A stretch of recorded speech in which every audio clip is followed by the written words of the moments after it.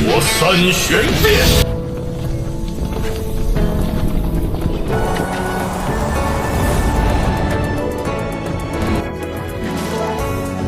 你带着如此之多的族人来到。Когда Сяо Янь снова отправится навестить Сяо Сюаня, величайшего предка клана Сяо, что достиг уровня святого 9 звезд пика, сможет ли он воскресить его?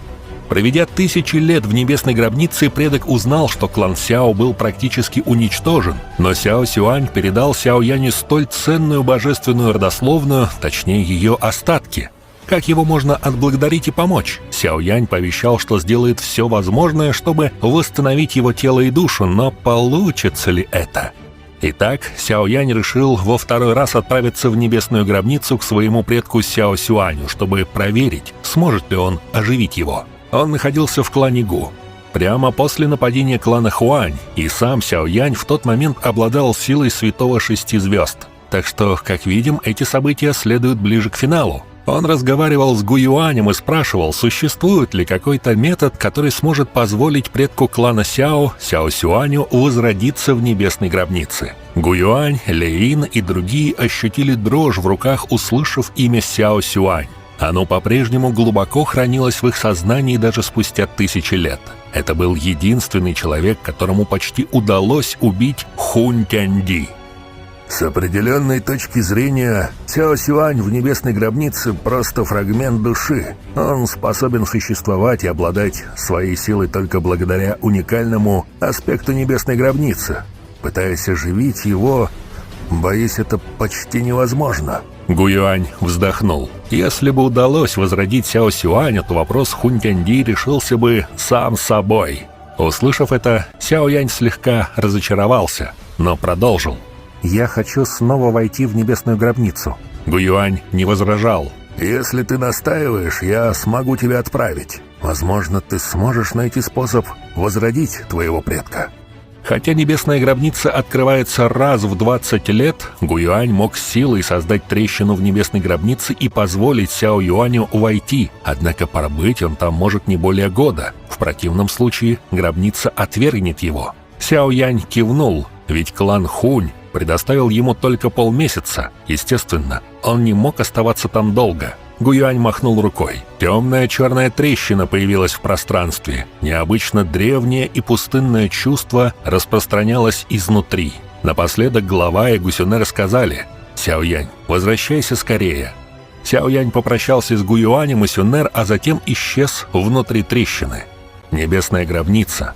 Он уже второй раз здесь. Одиночество и тишина, казались, были единственным присутствием в этом мире. Сяо Янь огляделся, рассматривая знакомое окружение. В прошлый раз он был здесь на уровне почтенного воина, однако теперь он уже стал экспертом на вершине континента Доуци. По пути он встретил уже знакомого святого Сюэдао. Вместе они продолжили путь к Сяо Сюаню. «Потомок Сяо Янь приветствует предка».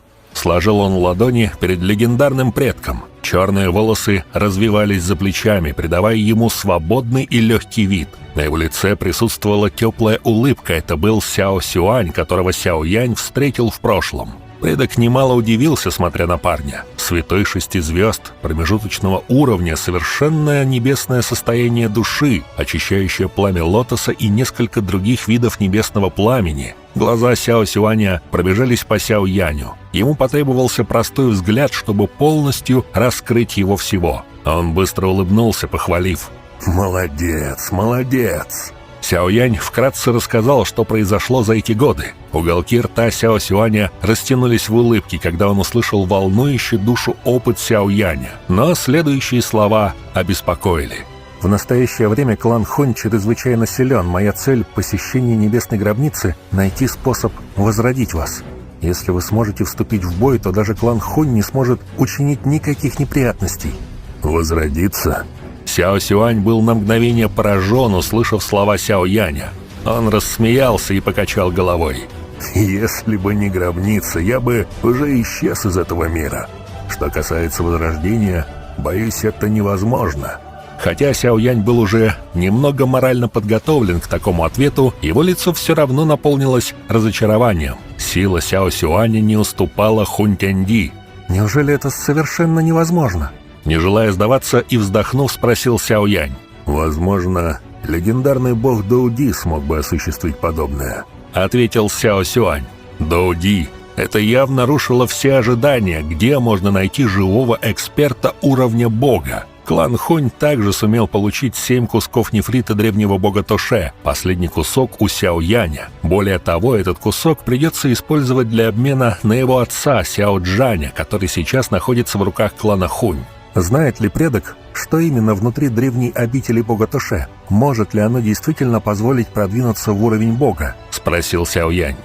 Невозможно узнать, что произошло в древние времена. Никто не понимает, почему сейчас так трудно стать богом. В прошлом я пытался пробиться на этот иллюзорный уровень, достигнув вершины могущества на уровне святого. Тем не менее, мне не удалось. Но также я сделал открытие во время этой неудачи. В глазах Сяо Сюаня замерцал блеск. Какое открытие! Учитывая мою силу, я мог легко проникнуть через барьер, преграждающий путь к богу. Тем не менее, каждый раз, когда я собирался пробить этот слой барьера, какая-то пустота поднималась из глубины моей души. Эта пустота позволила мне понять, что в процессе проникновения в уровень бога чего-то не хватало. И это было крайне критично. Произнес Сяо Сюань. Сяо Янь вспомнил слова святого желтых источников, который также сказал, что на континенте Доуци, кажется, чего-то не хватает. Именно эта недостающая вещь привела к тому, что за последние 10 тысяч лет ни один эксперт не прорвался в уровень бога. Чего именно не хватает? Спросил Сяо Янь. Я подозреваю, что это должна быть своего рода таинственная энергия. Этот тип энергии, должно быть, существовал в древние времена, однако сейчас она становится все более слабой, возможно, она даже полностью исчезла. Сяо Сюань посмотрел на Сяо Яня и сказал: «Я назвал эту таинственную энергию божественной сущностью».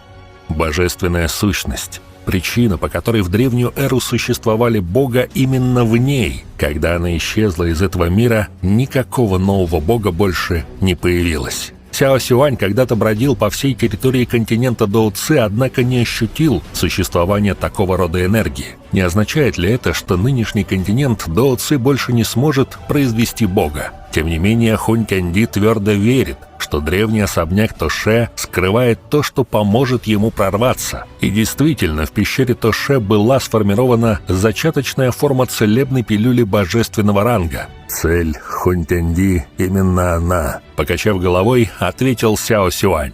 Будучи алхимиком, Сяо Янь, естественно, четко знал о целебной пилюле божественного ранга. В глазах многих алхимиков целебная пилюля божественного ранга представляла собой веру и стремление. Даже целебные пилюли 9-го ранга стали появляться крайне редко, не говоря уже о божественной.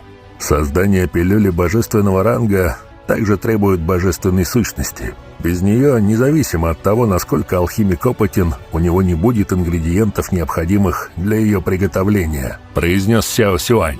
Получается, это единственная в мире пилюля. Она заставит обезуметь любого практика, обладающего высшей силой святого. Неудивительно, что клан Хунь уделял такое внимание пещере древнего бога. Все на самом деле из-за этого. Сяо Сюань узнал о зародышевой пилюле, когда нефрит Тоше еще не был разделен. Тем не менее, прежде чем он смог полностью расшифровать информацию, 8 древних кланов всполошились из-за него и начали сражаться. «Наконец, древний нефрит разделился на 8 частей», — ответил Сяо Сюань. Но предок предложил Сяо Яню душу небесной гробницы как помощь в развитии. Это все, что он мог. Как видим, борьба за истинное сокровище континента только начинается. Большое спасибо за просмотр. Подписывайтесь на канал, ставьте лайк и всем пока.